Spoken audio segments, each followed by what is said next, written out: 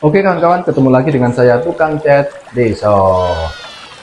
Ya, kali ini kita kedatangan satu set body CB lagi. Ini nanti rencana mau ganti konsep. Konsepnya mau dibikin CB tayeng atau ala-ala CB Bladus. Jadi seperti biasa prosesnya, langkah yang awal yaitu kita kerok. Setelah pengerokan selesai, kita lakukan penjemputan, kemudian kita kasih epoksi atau anti karat. Jadi seperti apa prosesnya, ikutin terus videonya. Bismillahirrahmanirrahim. Assalamualaikum warahmatullahi wabarakatuh. Selamat pagi, selamat siang, selamat sore kawan-kawan semua. Ya, seperti biasa dalam proses kali ini kita menggunakan metode panas kerok. Dipanasin kemudian dikerok. Banyak yang bertanya, Mas, kenapa nggak pakai remover aja mengeroknya? Ya, memang kita dipermudah dengan cairan remover ya. Tapi saya punya trauma tersendiri dengan cairan remover. Jadi saya memutuskan untuk memproses pengerokan ini seperti biasa kita melakukannya dengan metode panas kerok ini. Jadi saya menggunakan hot gun untuk pemanasnya. Setelah proses pengerokan selesai, ini saya lanjut proses epoksi. Proses epoksi ini sangat penting ya kawan-kawan. Jadi proses epoksi ini adalah pondasi penting terutama untuk media besi kayak tangki ini. Jadi ibarat rumah, kalau tanpa pondasi itu memang tetap bisa berdiri, tetapi rumah tanpa pondasi itu kurang kokoh. Sama halnya seperti pengecatan ini. Pengecatan ini tanpa epoksi juga sebenarnya bisa saja, tetapi mungkin di hasil akhirnya kurang maksimal. Oke, lanjut. Setelah tahap epoksi sudah selesai dan epoksinya sudah kering, ini lanjut tahap berikutnya yaitu tahap pendempulan. Untuk pendempulan kali ini saya menggunakan dempul produk dari Sanpolak. Biasanya saya juga memakai merek dari Alpha Gloss atau yang lain-lain. Cuma ini karena media yang dibutuhkan pendempulannya cuma sedikit, jadi saya beli yang kecil. Dan kebetulan adanya merek dari Sanpolak. Dan untuk tahap pendempulan kali ini harus dilakukan secara telaten ya kawan-kawan. Apalagi ini pembuatan garis. Jadi tangki CB ini ada sambungan di bagian atasnya dan ini perlu dibentuk menggunakan dempul. Dan setelah pendempulan kering, ini lanjut saya amplas dengan grit 400 atau nomor 400 kita amplas kering. Setelah semua teramplas halus, kita tutup kembali dengan cairan epoksi. Jadi kita lakukan tipis-tipis merata sampai selesai. Kemudian setelah penutupan epoksi yang kedua selesai, ini lanjut proses warna dasar yaitu warna putih. Karena ini nanti akan ada garis grafisnya berwarna putih ya kawan-kawan. Seperti ini pembuatan grafisnya. Jadi ini saya memotong solasi kecil-kecil dengan cara manual ini kawan-kawan ya. Kebetulan solasi yang sudah terpotong kecil-kecil saya sudah habis. Jadi ini terpaksa saya motong manual. Lakukan dengan teliti dan simetris atau biar seimbang antara kanan dan kirinya harus sama.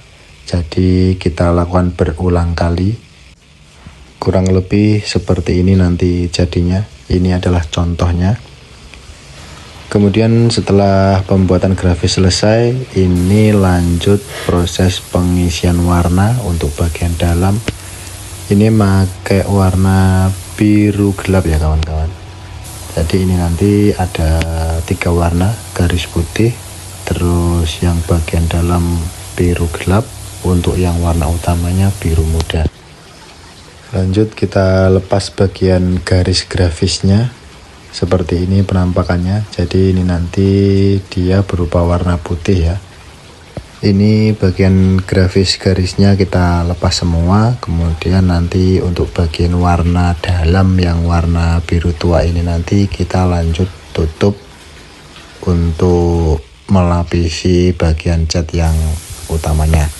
Dan seperti inilah proses warna utamanya. Ini saya memakai biru muda. Kita lakukan tipis-tipis merata sampai selesai. Lanjut lagi, setelah semua pengecatannya selesai, ini adalah salah satu bagian yang paling saya tunggu-tunggu.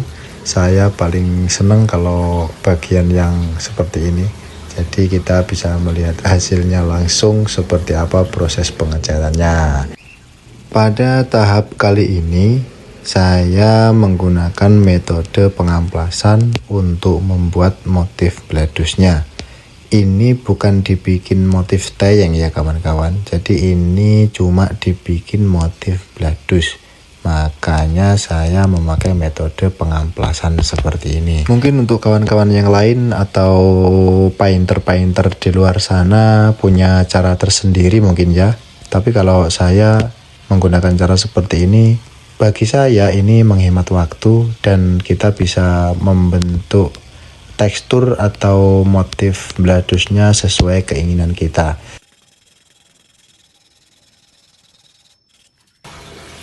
Oke, lanjut. Setelah tahap demi tahap selesai semua, dari pengecatan dasar, pengecatan utama, pembuatan garis, pembuatan motif bladusnya selesai, ini adalah tahap finishing.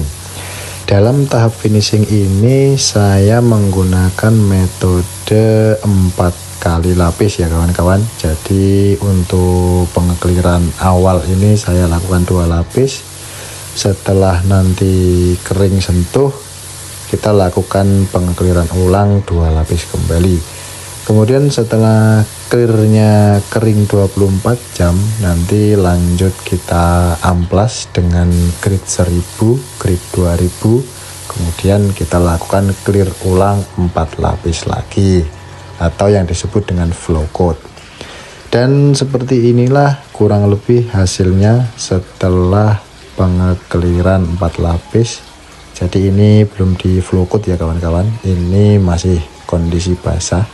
Tapi kurang lebih nanti hasilnya sama seperti ini. Cuma kalau yang ini grafisnya masih sedikit timbul. Nanti kalau sudah di amplas atau sudah dilakukan flow coat, grafisnya ini nanti akan rata menyatu dengan cat utamanya. Oke, untuk kawan-kawan semua, terima kasih untuk yang sudah menonton dari awal sampai akhir. Saya ucapkan beribu-ribu terima kasih. Dan sampai jumpa di video berikutnya. Untuk hasil pengecatan CP bladus ini seperti ini hasilnya.